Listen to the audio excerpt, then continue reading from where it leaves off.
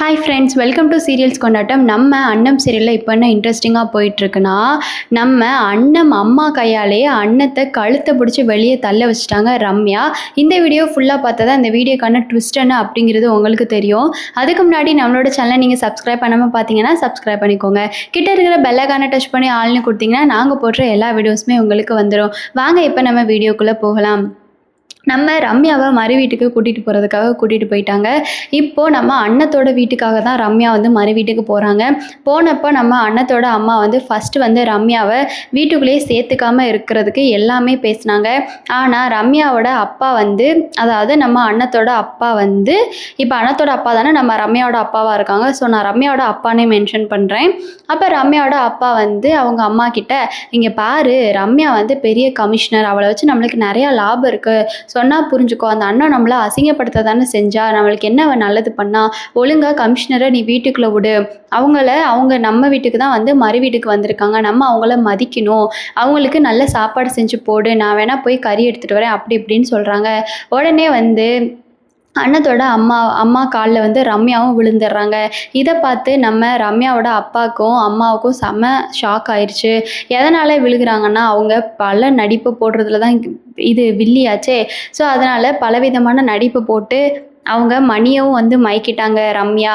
அதே மாதிரி வந்து அன்னத்தோட அம்மாவையும் மயக்கணும் அப்படிங்கிற இதில் கால்லெல்லாம் விழுந்து, அம்மா நான் பண்ணதை என்ன மன்னிச்சிருங்கப்பா, நான் வந்து அப்பாவை இப்படி பண்ணியிருக்கக்கூடாது, என்னோட ஒரு சுயநலத்துக்காக நான் அப்பாவை இந்த மாதிரி துன்புறுத்திட்டேன், நான் பண்ணது தப்பு தான், ஆனால் நான் பண்ணதுக்கு இன்னொரு காரணமும் இருக்குது அப்படி இப்படின்னு சொல்லி நம்ம அன்னத்தோட அம்மாவோட மைண்டையுமே என்ன பண்ணிட்டாங்க அப்படின்னா ரம்யா வந்து மாற்றிட்டாங்க.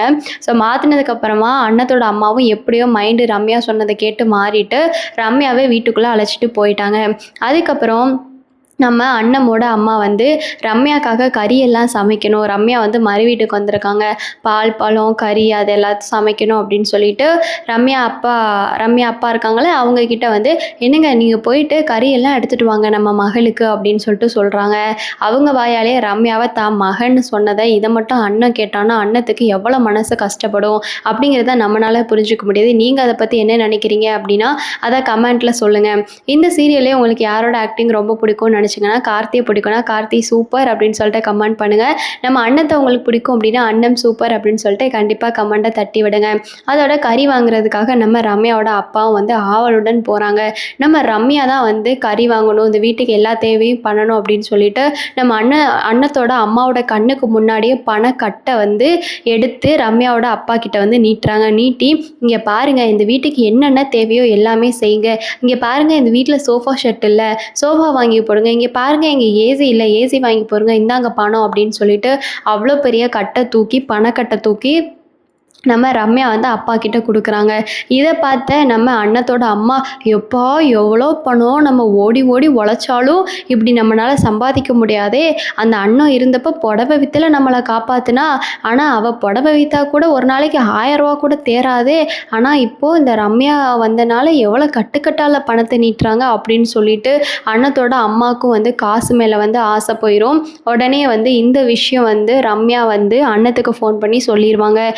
அண்ணோ, நீ என்ன பெரிய இது மாதிரி பேசுன, என்னமோ வந்து உங்கள் அம்மாவை மயக்க முடியாது, உங்கள் அம்மா என் மேலே கோவத்தில் இருக்காங்க, கிழிக்க முடியாதுன்னு சொன்னேன், இங்கே பாரு, இங்கே பணம் தான் எல்லாமே பேசும், பாசத்தை விட இங்கே பணத்துக்கு தான் மதிப்பு அதிகம் அப்படின்னு சொல்லிட்டு சொல்ல, நம்ம அண்ணன் வந்து, இங்கே பாரு ரம்யா, நீ என்ன வேணால் பணத்தை கொடுத்து என் ஃபேமிலியை நீ மயக்கி வச்சுருக்கலாம், ஆனால் என்னைக்கா இருந்தாலும் உன்னோட கேரக்டர் வெளியே வரும்போது அவங்க அன்புக்காக ஏங்குறவங்களா மாறிடுவாங்க. அப்போ இந்த அன்னத்தோட பாசமும் இந்த அன்னத்தை பற்றியும் அவங்களுக்கு புரிய வரும். அது வரைக்கும் நீ என்னெல்லாம் ஆடணுமோ அதை நீ தாராளமாக ஆடிக்கோ அப்படின்னு சொல்லிட்டு அண்ணன் வந்து ஃபோனை வச்சுட்டு நம்ம கார்த்திகிட்ட இதை பற்றி டிஸ்கஸ் பண்ணுறாங்க. டிஸ்கஸ் பண்ணப்போ தான் நம்ம கார்த்தி சொல்கிறாங்க, வா அண்ணோ, இதுக்கு மேலே நம்ம காத்திருக்கக்கூடாது, நம்ம உங்கள் வீட்டுக்கே போய் பார்த்துடலாம் அப்படின்னு சொல்லிட்டு அண்ணத்தை கூட்டிக்கிட்டு போகலான்னு கிளம்புறாங்க. அப்போ தான் வந்து கார்த்தியோட அப்பா வராங்க. அப்பா வந்துட்டு, என்னம்மா கார்த்தியும் நீயும் எங்கேயோ கிளம்புறீங்க, அவசரமாக எங்கே போகிறீங்க அப்படின்னு கேட்டோடனே நம்ம அண்ணன் வந்து நடந்த விஷயத்தை எல்லாத்தையும் சொல்கிறா. அந்த ரம்யா மறுவிடுன்னு சொல்லிட்டு போனால மாமா, அவள் எங்கே போயிருக்கா தெரியுமா? அவள் என்னோட வீட்டுக்கு தான் போயிருக்கா. போய் பணத்தை காட்டி என் அப்பாவையும் வந்து ஃபஸ்ட்டு மயக்கினா, இப்போ என் அம்மாவையும் வந்து மயக்கி வச்சிட்டா. இது இப்படியே இருந்தால் அவங்க இந்த ரம்யாவை நம்பி ஏமாந்து போயிடுவாங்க. அவங்களையும் இவ ஏதாச்சும் பண்ணிடுவா. இவ இவ என்ன நினச்சாலும் அதை பண்ணிடுவா. இதில் வேற மறுவீடுன்னு போயிருக்காங்க. எப்படி சரவணனுக்கும் ரம்யாவுக்கும் ஃபர்ஸ்ட் நைட்டாக அப்பா எப்படி முடிவு பண்ணணும்னு சொல்லிட்டு ஏதாச்சும் பண்ணிட்டு இருப்பாரு. அப்போ இந்த ரம்யா அப்பான்னு கூட பார்க்காம அவங்கள ஏதாச்சும் பண்ண கூட வாய்ப்பு இருக்குது. அதனால நான் இப்போவே போயிட்டு அந்த ரம்யாவோட ஆட்டத்தை நான் நிறுத்தணும் அப்படின்னு சொல்லிட்டு சொல்கிறாங்க. உடனே கார்த்தியோட அப்பாவும், ஆமாம் அண்ணோ, நீ சொல்கிறது கரெக்டு தான், நீ போ, நானும் வேணா வரட்டா உங்கள் வீட்டுக்கு அப்படின்னு சொல்லி கேட்குறாங்க.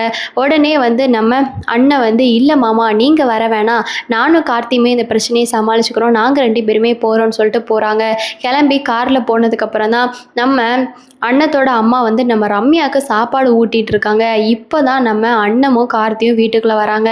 உடனே வந்து அண்ணத்தோட அம்மாவும் அப்பா ரம்யா எல்லாரும் இவங்களை எதிர்பார்த்துருக்கவே மாட்டாங்க. ஸோ இவங்க வந்தனால இவங்களை பார்த்து பெரிய ஷாக் ஆகுறாங்க. ஷாக் ஆனதுக்கப்புறம் தான் வந்து நம்ம அண்ணன் வந்து, என்ன ரம்யா ரொம்ப ஆக்டிங்லாம் பலமாக இருக்கே அப்படின்னு சொல்லிட்டு கேட்குறாங்க. உடனே அண்ணத்தோட அம்மா, அண்ணோ என்னம்மா இப்போ தான் வந்தியா அப்படின்னு சொல்லி கேட்குறாங்க. ஆமாம்மா இப்போ தான் வந்தேன், நான் கல்யாணம் ஆகிருக்கு, என்ன ஒரு தடவையாச்சும் நீங்கள் கூப்பிட்டு சாப்பாடு உன் கையால் ஊட்டியிருக்கியாம்மா?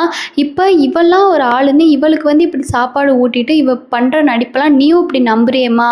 நம்ம அப்பாவை எப்படியெல்லாம் இவ பண்ணா? அந்த அப்பாவுக்கு தான் அறிவு இல்லைன்னா அப்பாவை சரக்கு கொடுத்து தான் மயக்கிட்டேன்னா உனக்கு எங்கேம்மா போச்சு அறிவு அப்படின்னு சொல்லிட்டு நம்ம அண்ணன் வந்து கேட்குறாங்க. உடனே வந்து நம்ம அண்ணத்தோட அம்மா, ஏய் நிறுத்து அண்ணோ, என்ன பேசிட்டு இருக்கே, அவங்க எவ்வளோ பெரிய கமிஷனர், நம்ம வீடு தேடி வந்திருக்காங்க, இங்கே பாரு நம்ம வீட்டில் சோஃபா செட்டு ஏசியெல்லாம் வாங்க அவங்க தான் கட்டுக்கட்டாக பணத்தை கொடுத்துருக்காங்க அண்ணோ, தயவு செஞ்சு வாயை மூடிட்டுரு, மகங்கிற ஒரு ஸ்தானத்தில் தானே அவங்க இதெல்லாம் பண்ணுறாங்க, அடுத்த வீட்டுனா இதெல்லாம் பண்ணுவாங்களா? உனக்கு அதுலேயே புரிய வேண்டாமா அவங்களோட நல்ல எண்ணம், நீ ஏன் அண்ணா அவங்க மேலே பொறாமப்படுறா அப்படின்னு சொல்லிட்டு கேட்டுடுறாங்க. உடனே நம்ம கார்த்தி, அத்தை என்னத்தை பேசிகிட்டு இருக்கீங்க, அண்ணனும் இந்த ரம்யா மேலே பொறாமப்பட போகிறாளா? அண்ணத்தை பற்றி நீங்கள் என்னதான் புரிஞ்சு வச்சுருக்கீங்க?